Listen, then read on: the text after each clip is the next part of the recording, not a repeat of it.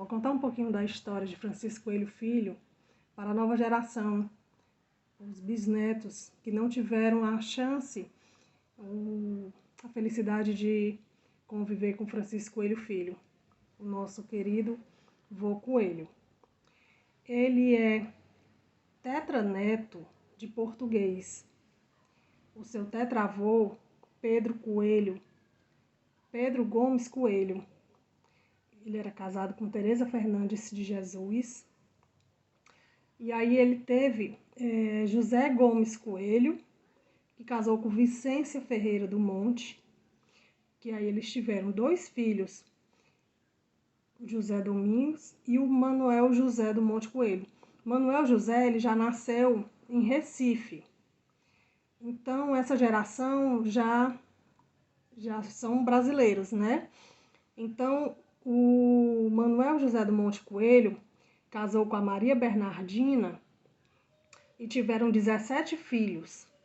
Desses filhos, eles tiveram o Vicente do Monte Coelho, que é o avô do nosso avô, que é o bisavô de vocês. É meio complicado, porque é uma árvore genealógica, então são parentes distantes e fica meio complicado de explicar. Mas o Vicente do Monte Coelho, ele casou com Maria Hermínia, e aí tiveram o Ildefonso, e aí o Ildefonso casou com a Florência de Sá.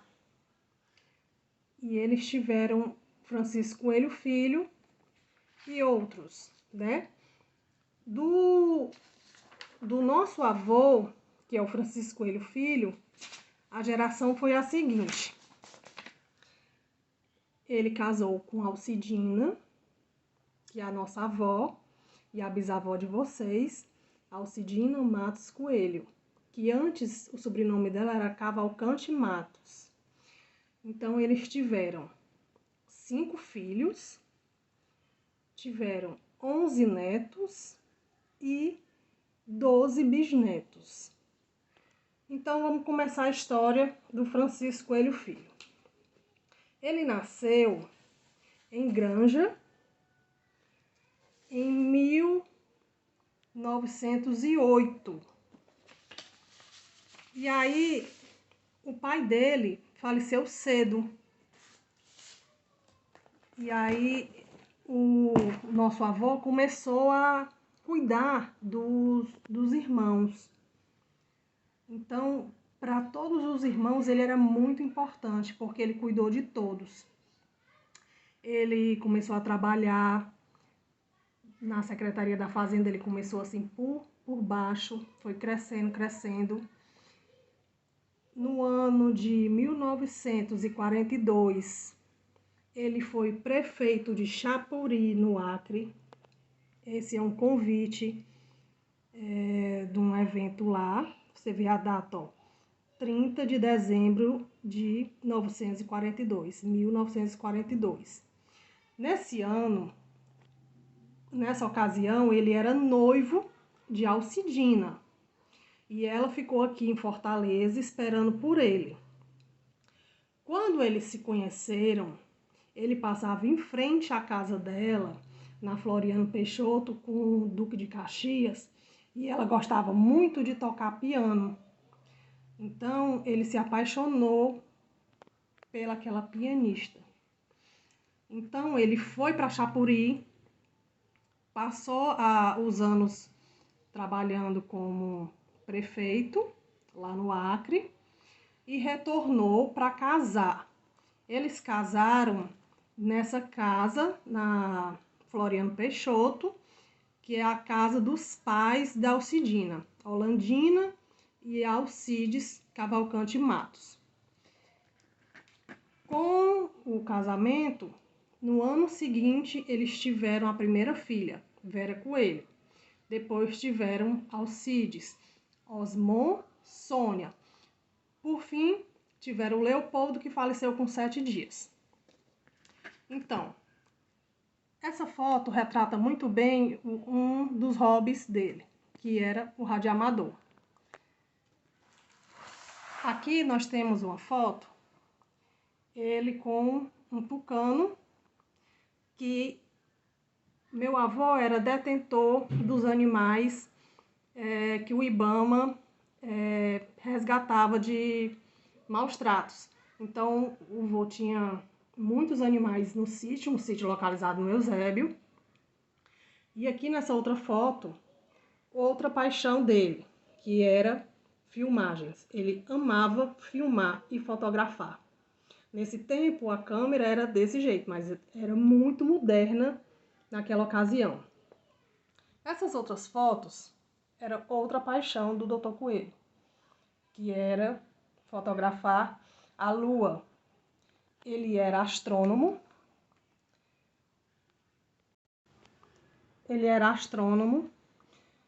Tinha um observatório no sítio, lá no Eusébio, um observatório tipo esse, é porque eu não tô achando a foto, e entendia muito de astronomia, e repassava, ensinava para muita gente aqui em Fortaleza. Um grande amigo dele, o Rubens de Azevedo, que é esse aqui, certo? Eles dois entendiam bastante de astronomia e viajavam para a Europa, para São Paulo, Campinas, tinha muito. Esse observatório aqui, ele é em Campinas. Então tinham muitos encontros de astronomia que ele participava. Ele é fundador da Sociedade Astronômica, ele fazia parte também da Sociedade Astronômica Brasileira. Então, vocês que são da nova geração, que não vivenciaram, vocês saibam da importância como o nosso avô tinha aqui no Ceará e no Brasil e no mundo. Meu avô era conhecido na Europa como o astrônomo cearense. Ele ensinou muita gente. E com o rádio amador, ele fez um papel muito importante na sociedade, pois naquele tempo não existia telefone, não existia internet, não existia celular. As pessoas se comunicavam por carta, por telegrama, e antes mesmo de ter telegrama, as pessoas se comunicavam pelo radioamador. Então, esse aparelho aqui, que vocês estão vendo, meu avô, ele ligava para o prefixo que a pessoa indicava.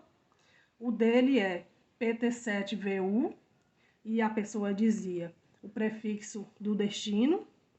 Ele falava, mandava chamar a pessoa e a pessoa se comunicava. Então, as pessoas que queriam se comunicar com alguém em outro país ou em outro estado, batiam na porta da casa dele para tentar se comunicar.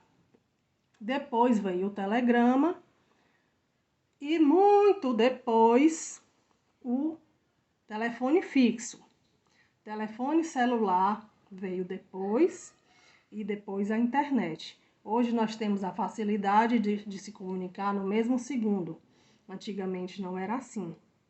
Então, tudo que eles faziam eram com mais dificuldade, mas eles faziam com muita qualidade, com muito respeito, com muita atenção a todos. Então, eu deixo registrado o que o nosso avô era. Tá joia?